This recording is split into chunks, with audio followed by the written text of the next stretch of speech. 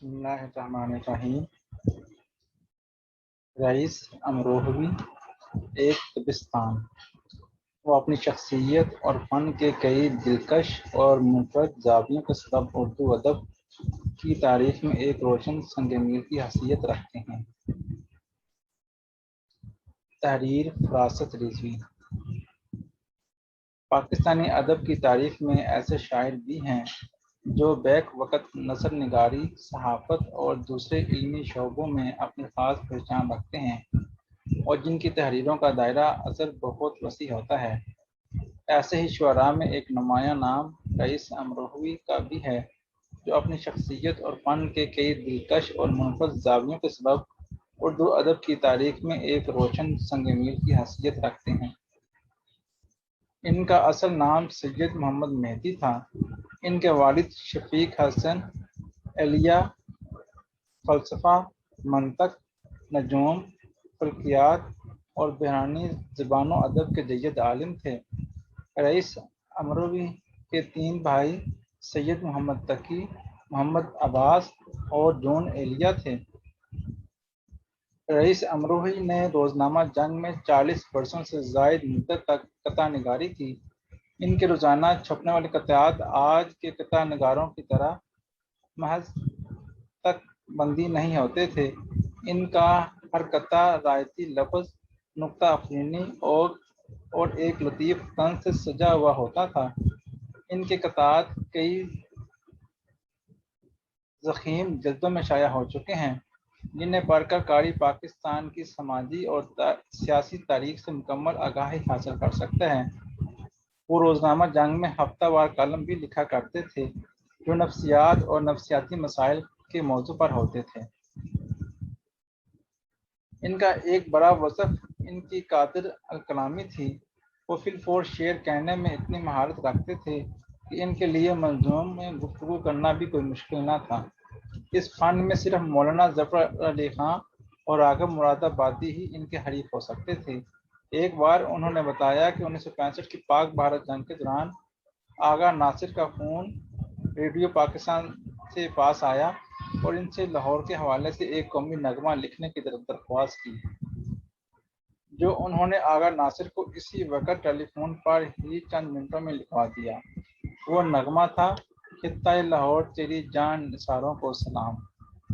رئیس امروہوی کے شعری مجموعوں میں الف، پس غبار، آثار، حقائق نے، نجم السحر، بحضرت یزداں اور ملبوس بہار شامل ہیں۔ ان کی شاعری میں ان کا کلاسیکی ادب کا مطالعہ جھلکتا ہے۔ وہ اردو اور فارسی شاعری کی روایتی اقدار سے جڑے ہوئے قلمکار تھے۔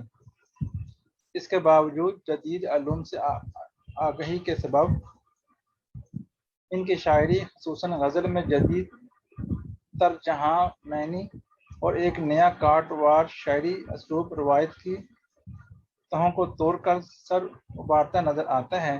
ان کی نظموں پر اختشیرانی اور جوش کا اثر بھی نظر آتا ہے، لیکن جہاں انہوں نے فکری موضوعات اور پر اسراریت کو ملا کر کوئی نئی فضا قائم کرنے کی کوشش کی ہے، وہاں ان کی نظمیں بہت منفرد اور حیرت زدہ کر دینے والی ہیں۔ جیسے رات آئے تھے میرے خلوت میں، آدمی ذات قبل آدمی، یہ ہندی لہجے کی نظم، بھوک اگی ہے بھوک، کوک ری کوئل کوک وغیرہ۔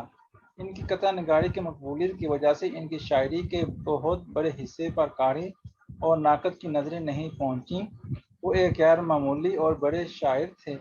ان کی شاعری حسن اور تاثیر سے خالی نہیں ہے۔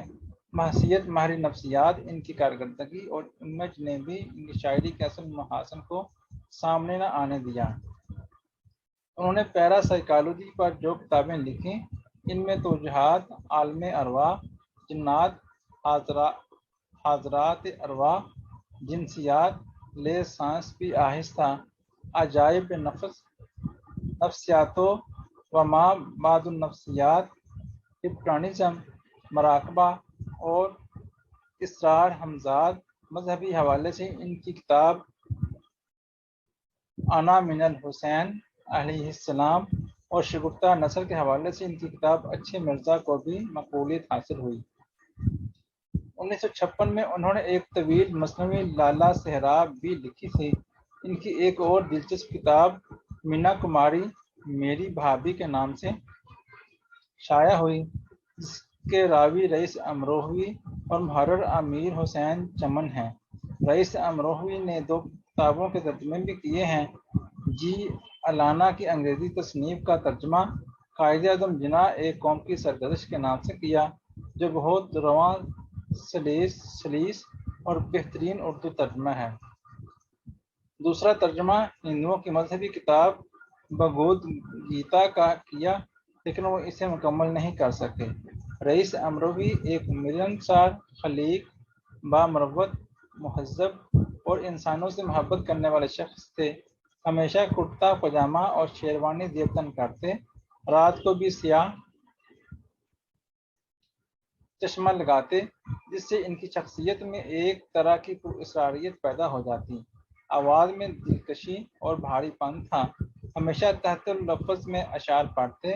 ہر شام ان کے گھر کے لان پر اہل علم و ادب اور سیاست دانوں، دانشوروں کی محفل سجتی، جن میں بڑے بڑے علماء اور دانشور شریک ہوتے۔